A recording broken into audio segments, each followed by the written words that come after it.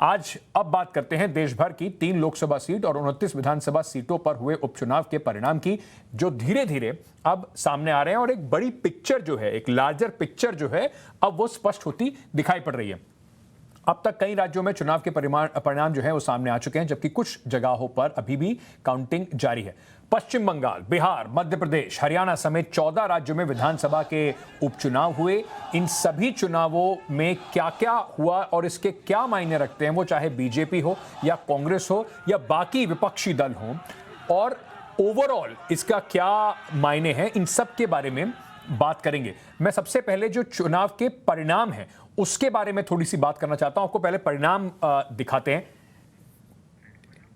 कि सबसे कि कहां पर अभी तक क्या परिणाम है, अभी तक पूरा क्या हेडर है, कहां कहां पर जीते हैं, कहां कहां पर हार हुई है।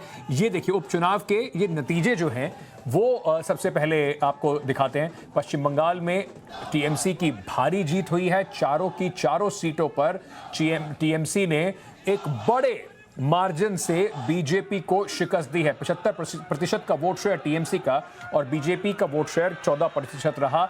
उसके बाद अगर मध्य प्रदेश की बात करें तो मध्य प्रदेश में अभी तक विधानसभा की जो सीटें हैं उसमें बढ़त और जीत के हिसाब से लगता ऐसा है कि बीजेपी को 2 सीट और कांग्रेस को 1 सीट उनकी तरफ जाती दिखाई पड़ रही है। लेकिन अगर आप वोट परसेंटेज देखें तो बहुत ही कड़ा मुकाबला, क्लोज फाइट रही है। 47.22% कांग्रेस को, बीजेपी को वोट मिला है और 45.7% कांग्रेस को भी वोट मिले हैं। बिहार की अगर बात करें, यहां पर कांग्रेस ने लड़ झगड़ के आरजेडी से सीट मांगी थी, गठबंधन टूटने की हालत आ गई। शायद कांग्रेस को यहां पर मुंह की जरूर एक बार खानी पड़ी है, क्योंकि उनका कहीं अता पता भी नहीं है। पर दोनों सीटों पर अगर आप बात करें, कुछ स्थान में जेडीयू जीत चुकी है और तारापुर में जेडीयू इस वक्त काफी आगे चल रही है।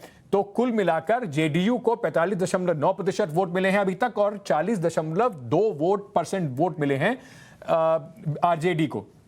हरियाणा की अगर बात करें तो वहां पर अभय चौटाला ने ऐलानाबाद सीट पर किसानों के समर्थन में इस्तीफा दिया था, उनको एक बार फिर जिताकर वापस भेज दिया है। बीजेपी यहां पर हारी है। और इसी तरीके से अगर असम की हम बात करें तो असम के अंदर भारतीय जनता पार्टी इनफैक्ट असम और नॉर्थ ईस्ट में अपनी जो बढ़त है उसे बनाने में कामयाब रही है। मैं जल्दी से आपको कुछ जो हमारी समझ से इस चुनाव की जो बड़ी पिक्चर है उसके कुछ मायने जो हैं वो समझाने की कोशिश करता हूं, उसके बाद हमारे मेहमानों पर चलेंगे। भारतीय जनता पार्टी के लिए किस तरीके से ओवरऑल पिक्चर को आप देखें, निराशाजनक प्रदर्शन रहा है, क्योंकि अगर आप कुल मिला के देखेंगे तो सिर्फ असम में ताकत बढ़ी है और नॉर्थ ईस्ट में उनकी ताकत बढ़ी है। उसके अलावा अगर देखें तो हिमाचल प्रदेश में जहां पर उनकी सरकार है, जबरदस्त शर्मनाक हार हुई है। आप लोकसभा सीट भी हारे और 3 जो विधानसभा सीट हैं आप वहां पे भी हारे। मध्य प्रदेश में जैसा हमने दिखाया जीत जरूर हुई है पर टक्कर बहुत क्लोज रही है, वहां पर सरकार शिवराज सिंह चौहान की है। 1 सीट पर कांग्रेस भी जीती है। राजस्थान, महाराष्ट्र और हरियाणा में और कर्नाटक में भी निराशा हाथ लगी है। कर्नाटका में तो जो एसआर मुंबई हैं उन्हीं के इलाके में सीट हार गई है कांग्रेस से बीजेपी। साथ ही साथ लोकसभा की 3 में से सिर्फ 1 सीट पर भारतीय जनता पार्टी ने जीत दर्ज की है। मंडी सीट वो हार गए हैं।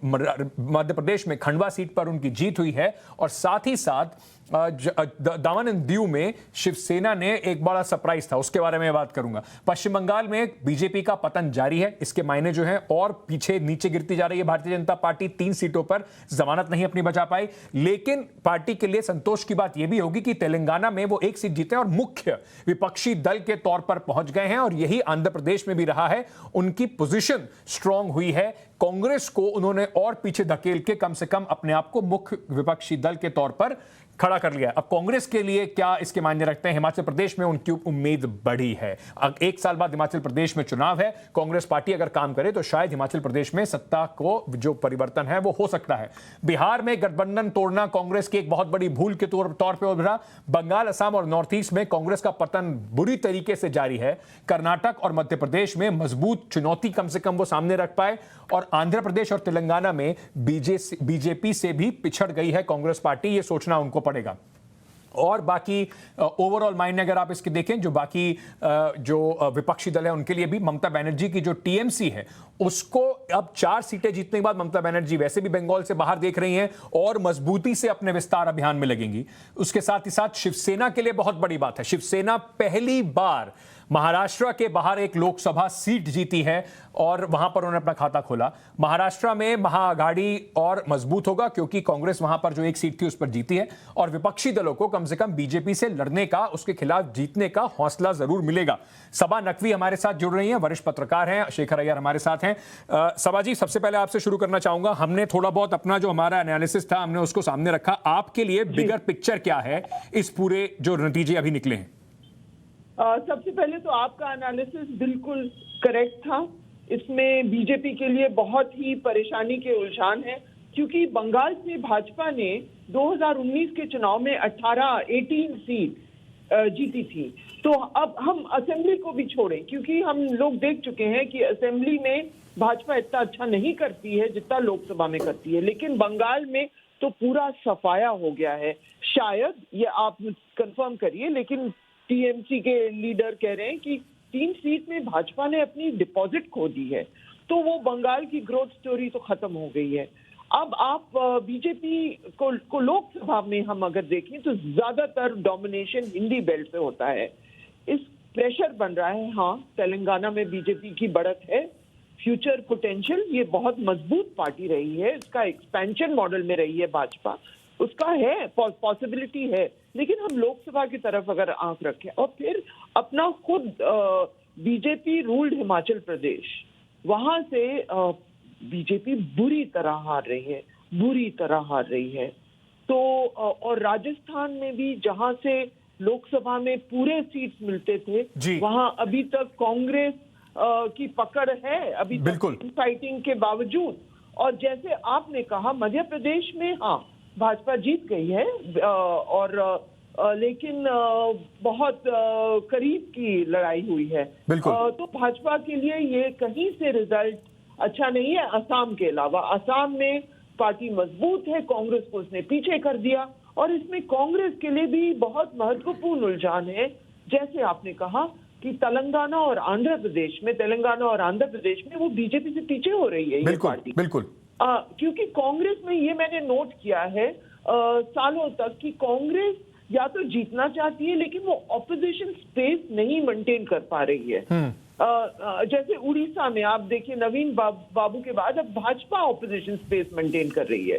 तो अगर हम नेशनल पार्टीज की ग्रोथ का वो असेसमेंट करें तो भाजपा जाके हर जगह कोशिश करती है। और जो बाकी ऑपोजिशन पार्टीज हैं सबा जी, उनको भी वहीं पर उम्मीद दिखाई पड़ रही है जहां पर बीजेपी कांग्रेस की सीधी टक्कर है, यानी कि वो कांग्रेस का स्पेस लेना चाहते हैं, चाहे वो टीएमसी और आम आदमी पार्टी गोवा में हो, और यही हमें कई जगह पर देखने को मिल रहा है। शेखर साहब, मैं आपसे समझना चाहता हूं, नॉर्थ ईस्ट में बीजेपी ने अपनी जो एक जिस तरीके से कांग्रेस डोमिनेंट पार्टी होती थी वहां पर उसको रिप्लेस करते हुए अपनी बढ़त को और आगे रखा है। लेसन्स क्या है? क्योंकि कई बार देखा गया है ऐसे चुनाव, 2018 की अगर बात करें लोकसभा से पहले तो भी इस तरह के कुछ नतीजे आए थे। इससे पहले फूलपुर की अगर 2019 चुनाव से पहले बात करें, उत्तर प्रदेश की 2 लोकसभा सीट वहां पे बीजेपी हारी थी। तो क्या ये वेकअप कॉल है बीजेपी के लिए महंगाई और बाकी मुद्दों को देखते हुए? बिल्कुल बिल्कुल, जैसे मैं पूरा सहमत हूं जो सबा जी ने अभी कहा।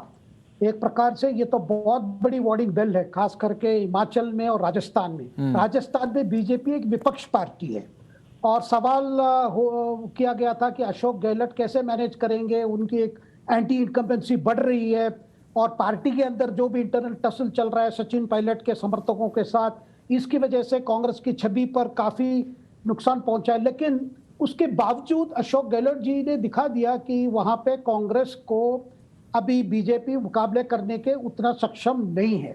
और खास करके हिमाचल की जो हार है, मैं मानता हूं ये बहुत बड़ी हार है, क्योंकि मंडी लोकसभा क्षेत्र जो है वो खुद मुख्यमंत्री जयराम ठाकुर की इलाका है और वहां पे हो सकता है कि वीरभद्र सिंह जी की पत्नी प्रतिभा सिंह ने वहां जीती है। इसका कारण हो सकता है कि वोटर्स को एक इमोशनल अपील भी था। लेकिन फिर भी बाकी सीटों में जिस तरह बीजेपी की हार हुई है या हार होने वाली है, उससे लगता है कि कहीं ना कहीं लोकल एंटी इनकम्बेंसी इश्यू काफी हैं, लोकल गवर्नेंस इश्यूज भी हैं और साथ में हो सकता है कि बीजेपी को दोबारा वहां के नेतृत्व को लेकर दोबारा मतलब सोचना पड़ेगा, क्योंकि जैसे उत्तराखंड में हुआ था अभी तो हो सकता है कि वहां पे नेतृत्व को लेकर सोचना पड़े, या गुजरात में जैसे अभी नेतृत्व पद ये किए, बिल्कुल। क्योंकि जो हालात है वहां पे हैं वो बिल्कुल अच्छी नहीं है। और दूसरा चीज बंगाल को लेकर यही कहना चाहता हूं कि बंगाल में बीजेपी की जो ड्राइविंग एनर्जी था, उसका कारण जो स्ट्रेटेजी रहा कि भाई तृणमूल से सारे लोगों को यहाँ ले आए, वो जैसे वो लोग वापस चले गए तृणमूल, उसके बाद जो बीजेपी की जो भी इनहेरेंट स्ट्रेंथ जो था, मतलब बाकी जो स्ट्रेंथ था वो भी निकल के चले गए। बिल्कुल तो बिल्कुल। इसका मतलब है उनकी स्ट्रेटेजी, बंगाल की स्ट्रेटेजी जो रही है, एक प्रकार से एक शॉक डिफीट हुआ है बंगाल में। कहीं ना और वहां कहीं पे जी बिल्कुल, कहीं ना कहीं ऐसा लगता है कि बंगाल का जो कार्यकर्ता भी था वो, उसको लगता है कि पार्टी ने कहीं ना कहीं उन्हें अबैंडन कर दिया। लेकिन सभा में आपसे समझना चाहता हूं, क्योंकि बिहार की भी अगर आप बात करें, बिहार में कांग्रेस ने जो जिद पे अड़ी हुई थी कि हमको दोनों सीट पर हमें लड़ने दो, हमारा कैंडिडेट, मतलब कांग्रेस पार्टी तीसरे नंबर पे भी नहीं है दोनों उन सीट्स पर। तो कहीं ना कहीं यह भी लगता है कि कांग्रेस शायद खुद अपना आकलन ही नहीं कर पाती है। अपने जो सबसे पुराने जो उनके एलाय हैं उनसे लड़के उन्होंने यहां पर अलग सीट लड़ी, शायद साथ में लड़ते तो और टक्कर दे पाते। देखिए, कांग्रेस में ये बहुत बड़ी कमजोरी है कि वो रिकग्नाइज नहीं करती कि कुछ इलाके हैं जहां से उनका सफाया हो चुका है। उनको पूरा हक है कि वो कोशिश करें, लेकिन जिस तरह से आप बिहार का चुनाव देखिए तो कांग्रेस ने इतनी सारी सीट मांगी और मिली भी आरजेडी से। और कांग्रेस, और अगर कांग्रेस इतना बुरा ना करती तो तेजस्वी यादव का जो फ्रंट था वो शायद जीत जाता। एक तो कांग्रेस से सबसे बड़ा धक्का मिला है। लोग कहते हैं कि ओवैसी साहब तीसरे फेज में, लेकिन अगर आप आंकड़े को गौर से देखिए तो कांग्रेस से सबसे बड़ा धक्का मिला है। तो बिहार एक ऐसा, बिहार मैंने बहुत कवर भी किया है, वहां ये दो पार्टी, ये जो पोस्ट मंडल ईरा पार्टीज हम कहते हैं, ये अभी तक इनके बेसिस बरकरार है। और कांग्रेस सिर्फ मैं नहीं मानती कि खुद अपने पैर पर खड़ी हो सकती है। अब यूपी में प्रियंका गांधी कोशिश कर रही हैं। ऐसे चुनाव के बाद बीजेपी का पूरा फोकस वो यूपी में अब और भी बढ़ेगा। बिल्कुल कोशिश कर रही हैं, लेकिन वहां समाजवादी पार्टी सब मानते हैं कि वो मेन फाइट समाजवादी से, लेकिन कर क्या पाएंगी प्रियंका गांधी? ये जो महिलाओं का उन्होंने 40% सीट का कहा है, देखते हैं क्या होता है। बिल्कुल। लेकिन मैं मानती हूं कि यूपी बिहार में कांग्रेस के लिए बहुत मुश्किल है। बहुत साल गुजर गए हैं, असेंबली में तो बहुत ही मुश्किल है। बिल्कुल। और हमने हमेशा देखा है इस तरीके के जब झटके लगते हैं किसी की इलेक्शन से पहले, तो वो भारतीय जनता पार्टी के लिए एक वेकअप कॉल होता है। वहीं opposition, specially Congress party, over confidence में आके कई बार ऐसा लगता है कि उनको लगता है कि बस अब जनता उनके बिल्कुल साथ आने वाली है। उससे ऑपोजिशन पार्टीज को बचना होगा और बीजेपी को इस हार से जो भी उसने सीखना है, जो भी उन्हें लेसन लेने हैं, शायद सबके लिए कुछ ना कुछ लेसन हैं, ऑपोजिशन पार्टीज और बीजेपी के लिए भी। बहुत बहुत शुक्रिया आप दोनों का हमसे जुड़ने के लिए। राजनीति की क्योंकि बात कर रहे थे